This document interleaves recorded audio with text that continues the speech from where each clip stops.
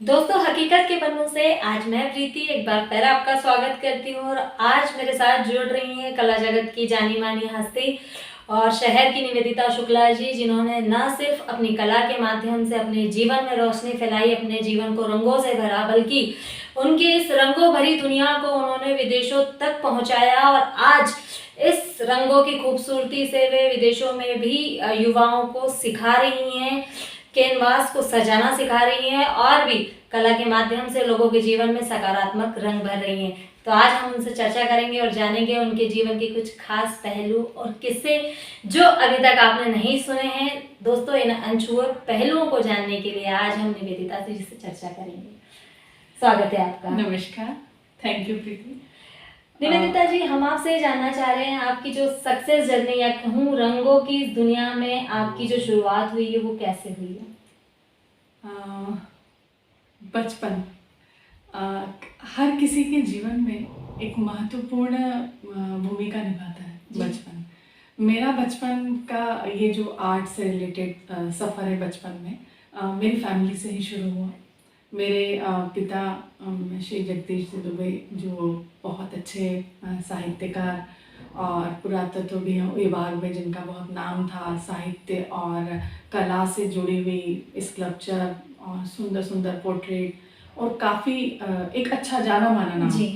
और बचपन में जब होश संभाला तो रंगों के बीच पाया खुद को कि हम ब्रश है, कलर है, रंग है और बस जुड़े रहते थे उनके साथ, अच्छा लगता था।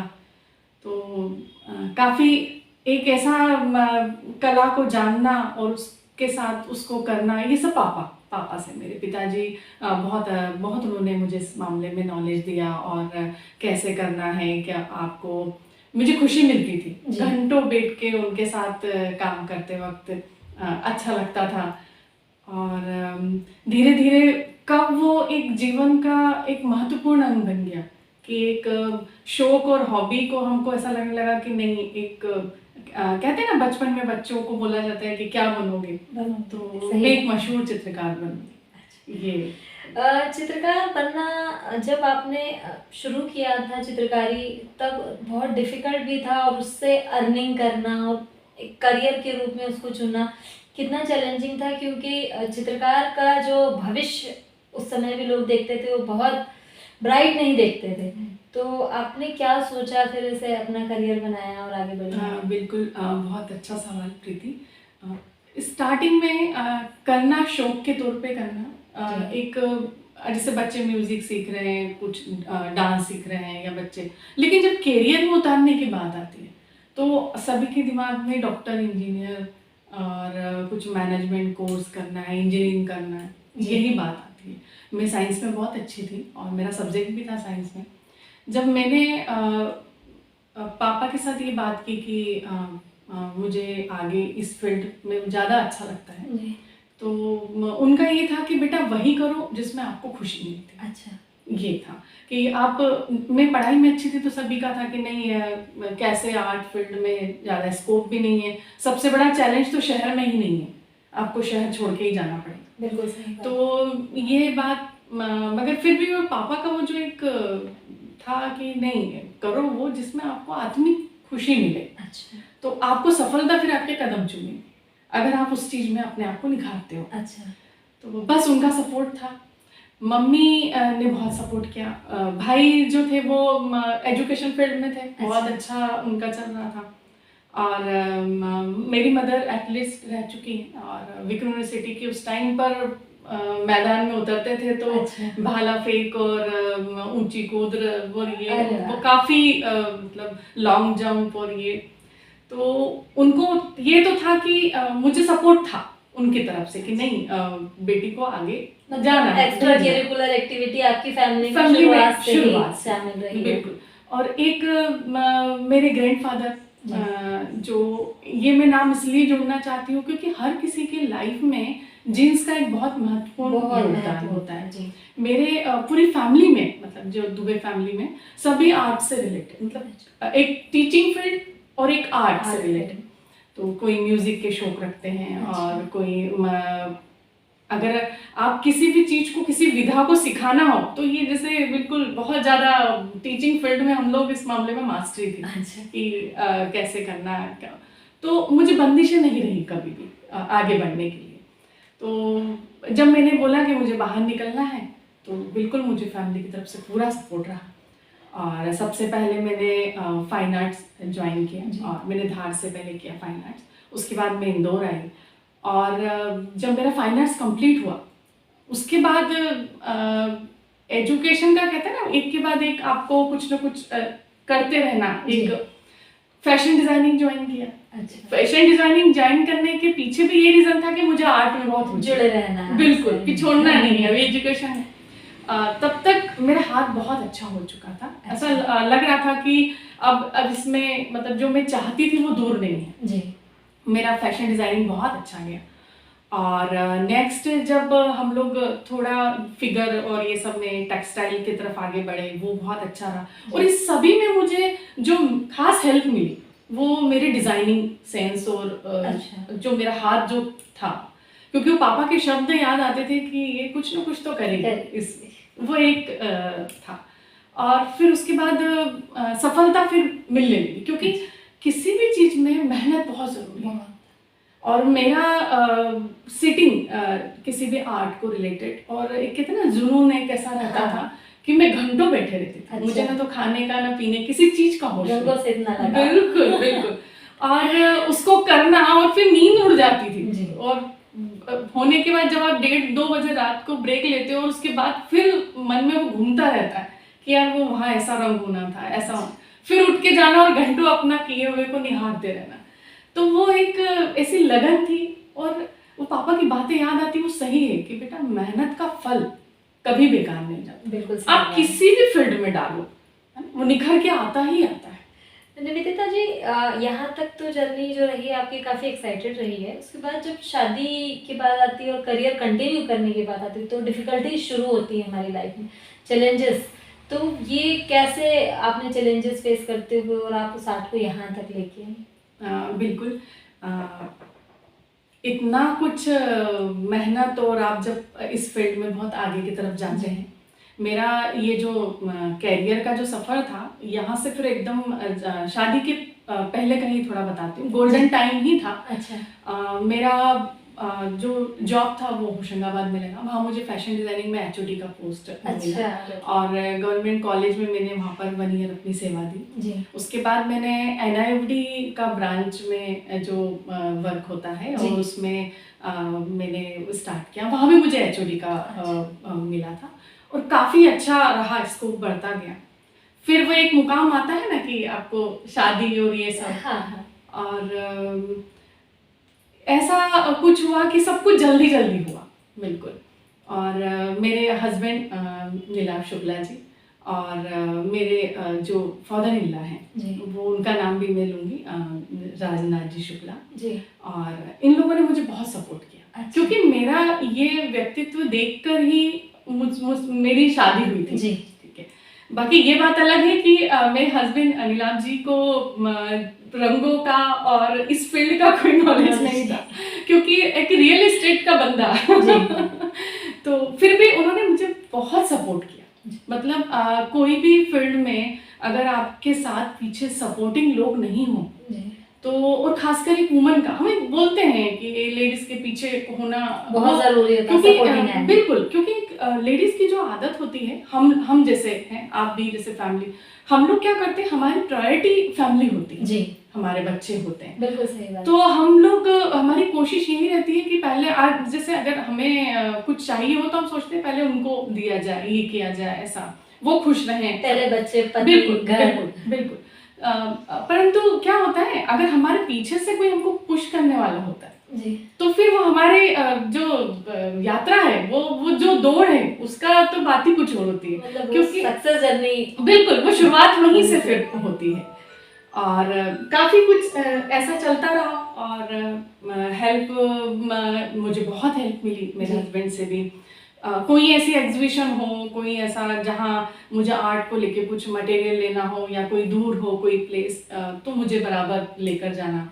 मेरे फादर इन लॉ कोई भी ऐसा कुछ वो रहता था मेरा कि कहीं वो गए, उनको कुछ मिला तो वो क्लिक करके मेरे लिए कि बेटा देखो ये बनाओ। अच्छा। तो ये चीज ऐसी होती है कि अंदर से इच्छा होती है यार देखो मुझको लेके कितना, तो वो एक सभी का एक बढ़ता गया और फिर मैंने इस यात्रा को कभी भी ब्रेक नहीं लगाया। अच्छा ये मेरे साथ एक रहा, क्योंकि क्या होता था कि उससे हम खुश रहते हैं। जी। जो अंदर हमारे चलता रहता है एक कला, कोई भी ऐसी मतलब आप किसी को भी आप कला के क्षेत्र में आप देखोगे तो जब हमारे अंदर कुछ इस तरह का आर्ट अंदर पनपता रहता है तो वो जब तक निकलता नहीं है कैनवास पे नहीं आएगा, जी। है ना, या तो वो अंदर उथल पुथल चलती रहती है। बिल्कुल सही बात। तो एक आर्टिस्ट का एक दुनिया ही अलग है। कंटिन्यूटी बनाए रखी बनाए रखी, मैंने उसको कभी ब्रेक नहीं लगने जी। दिया। बेटी आई तब जरूर कुछ, और उसमें भी ऐसा कि जब समय मिला जी बस चालू हो गए, कुछ भी समय 2 घंटा 1 घंटा जो भी समय मिलता था और मैं अपने कैनवास, उस टाइम पे मैंने काफ़ी सारे सोलो शो और ग्रुप एग्जीबिशंस की। अच्छा। तो उससे ये होता है कि आप जब बाहर आगे भी दूसरे शहरों में भी अपना करते हैं जी। तो बहुत अच्छे आपको स्कोप मिलता है ना, नाम होता है, वो तो है, और एक आत्मिक शांति, संतुष्टि। बिल्कुल सही बात कही आपने। ये तो रही जर्नी आपकी जो शादी के बाद आपने उसको कंटिन्यूटी में रखा। निवेदिता जी, कई बार दौर ऐसे आते हैं जब हमको क्रिटिसिज्म का भी सामना करना पड़ता है। कई बार ऐसे हमको कमेंट्स मिलते हैं जो हमें हमेशा याद रह जाते हैं, जो हमारी सक्सेस जर्नी को हेल्पफुल बनाते हैं और आगे बढ़ाने के लिए। तो आपकी भी लाइफ में कुछ ऐसे इंसिडेंट्स हुए होंगे जो कमेंट्स आज तक आपको याद रहते हैं, आप भूल नहीं पाती, और जब वो याद करती हैं तो और इंस्पायर होती हैं आगे बढ़ने के लिए। वैसे इसमें मैं अपने आप को बहुत भाग्यशाली मानूंगी जी। कि मुझे इस तरह से आलोचना का सामना नहीं करना पड़ा, पारिवारिक रूप से भी और समाज के तौर पर भी और कलाकारों के ग्रुप में भी। जी। हमेशा मतलब मुझे सभी का सपोर्ट मिला, और बस ये जरूर होता था कि मैं ब्रेक लगाती थी तो मेरे साथी ही मुझे बोलते थे या मेरे परिवार की क्यों बंद क्यों है अभी, अच्छा स्टॉप क्यों कर रखा है। तो और वो सब्जेक्ट की जिससे बात करें आर्ट फील्ड में मैंने महिलाओं की भावनाओं पे बहुत काम किया। अच्छा। हाँ जी, मेरा ये था कि एक ह्यूमन फीलिंग क्या होती है, अच्छा। है ना, एक क्या महिला क्या सोचती है, उसको किस पहलू में बचपन से लेके वृद्धावस्था तक की जितनी भी उनकी शैली है। अच्छा। और उनको कलर टोन में, टिंट एंड शेड में जैसे उतारना होता है, तो मैंने इस पे काफी प्रयोग किया। मतलब जो जितने स्वरूप एक महिला की जिंदगी में आते हैं, बचपन, जवानी, बुढ़ापा, एक मातृत्व का लोभ, यहाँ तक कि पत्नी, मजदूर भी है, महिला एक मजदूर भी है, तो वो कैसे उसको आप रंगों में उतारोगे, उसमें उस तरह के रंग, इस पे मैंने काफी काम किया। अच्छा। उसके बाद बात करें तो कृष्ण जी, तो अभी 8 साल 9 साल से मेरी कृष्ण पे साधना चल रही है। अच्छा। जिसमें मैंने काफी वर्क किया है, और मुझे मोरपंख बहुत अट्रैक्ट करता है। शुरुआत भी वो ऐसी है कि मोरपंख बनाते बनाते कृष्ण की लीला में आ गए वो। अच्छा। और बहुत एक साधना जो होती है काम करते हुए जी, तो वो इस तरह से चलता रहा। पिछला 1.5 साल जो कोरोना के चलते कई सारी चीज़ें रुकी हैं, बीच में ब्रेक लगा है। आपने जैसा कहा, आपने कभी किसी चीज़ को ब्रेक नहीं लगने दिया। तो ये जो 1.5 साल रहा, ये कैसा रहा आपकी लाइफ का? आपने आर्ट को कैसे कंटिन्यू रखा और कैसे दूसरे लोगों को भी इससे जोड़ कर रखा, वो थोड़ा सा हम जानना चाहिए। बिल्कुल बिल्कुल। ये प्रीति मेरा इंस्टीट्यूट निवेदिता आर्ट्स जी, तो और काफ़ी अलग अलग तरह के स्टूडेंट्स, बड़े छोटे, 70 साल की महिला से लेके 5 साल 4.5 3 साल तक के बच्चे भी जी, है।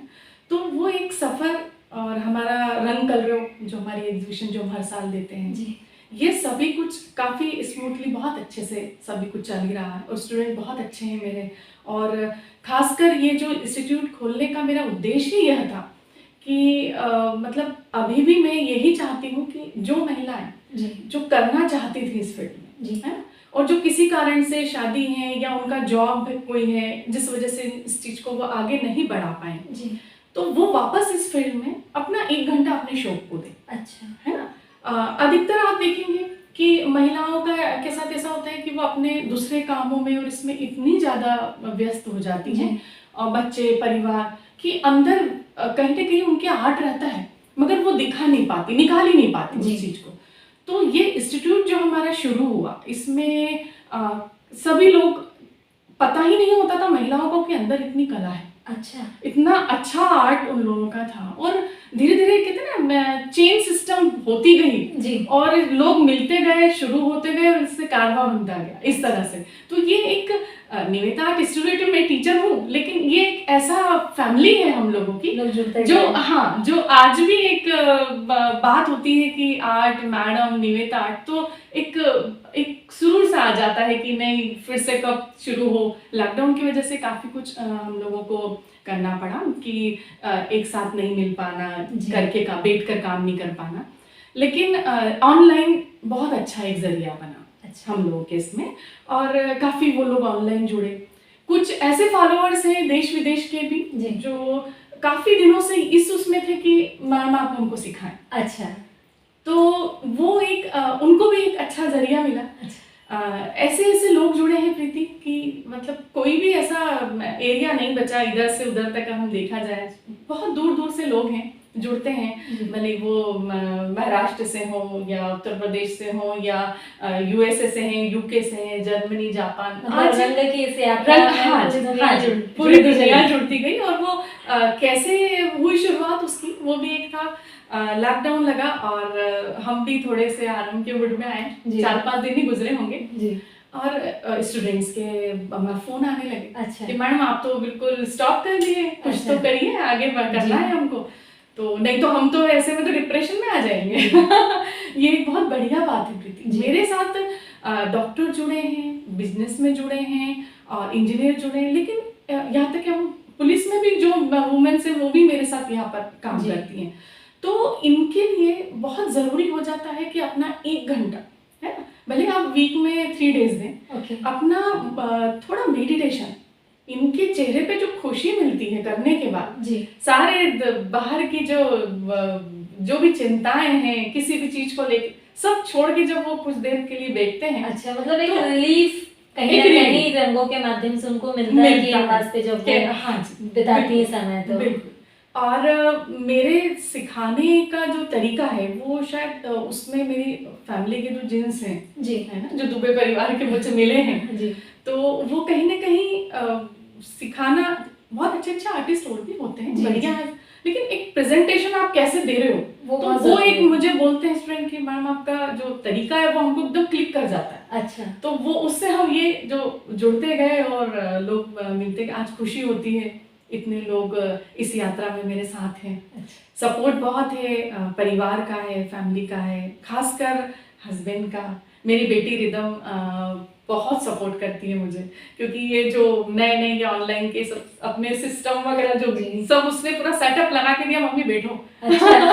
आप बैठो बिल्कुल, अब ब्रेक नहीं लगना है उस चीज को। कहते हैं ना एक समय के बाद बच्चे हमको टीच करते हैं, एक दिशा देते हैं। बिल्कुल सही बात कही आपने। अच्छी आर्टिस्ट है वो भी, रिदम भी बहुत अच्छा वर्क करती है और साथ में म्यूजिक बहुत अच्छा है। अच्छा। हाँ, जैसे उसका नाम है, शास्त्रीय संगीत वगैरह में काफी अच्छे हैं। बहुत बढ़िया। तो दोस्तों आपने आज सुना निवेदिता शुक्ला जी को, उन्होंने बताया है कंटिन्यूटी बहुत ज़रूरी होती है किसी भी आर्ट फॉर्म को आगे बढ़ाने के लिए। और सबसे अच्छी बात जो उन्होंने हमें बताई है कि कला के माध्यम से आप अपने मन के विकारों को दूर कर सकते हैं, आप खुश रह सकते हैं, डिप्रेशन को कम कर सकते हैं। दोस्तों आज के दौर में सबसे ज़्यादा ज़रूरत है हमें डिप्रेशन को कम करने की। एक जो बहुत ही अच्छी बात उन्होंने बताई है कि एक सक्सेसफुल मैन के पीछे एक वुमेन होती है, लेकिन एक सक्सेसफुल वुमेन के पीछे उसकी पूरी फैमिली होती है। जो उन्होंने बताया कि उनके पीछे उनकी पूरी फैमिली रही है, इन लॉस फैमिली भी, उनकी खुद की पेरेंटिंग फैमिली भी, उनके पिता से उनको बहुत सपोर्ट मिला, उनकी मम्मी से उनको बहुत सपोर्ट मिला, आगे बढ़ी। रंगों की दुनिया की जो यात्रा उन्होंने शुरू की थी उससे आज दुनिया भर के लोग जुड़ रहे हैं। और दोस्तों जुड़ ही नहीं रहे हैं, इस कला को वो भी आगे बढ़ा रहे हैं। और सबसे बड़ी बात ये है कि डिप्रेशन अगर आप अपने जीवन का कम कर सकते हैं, कुछ पल खुशी के बिता सकते हैं, तो दोस्तों क्यों नहीं, रंग बुरे नहीं है, रंग अच्छे हैं। तो दोस्तों कीप वॉचिंग हकीकत के बनों से, और ऐसे ही इंस्पायर होते रहें। आप निवेदिता शुक्ला जी को जरूर देखिए मेरे साथ, उनके इन अनछुए किस्सों को आप समझें, किस तरह उन्होंने अपनी यात्रा को शुरू करा और कंटिन्यूटी को बनाए रखा। तो कंटिन्यूटी आप भी अपने जीवन में बनाए रहिए और आगे बढ़ते रहिए।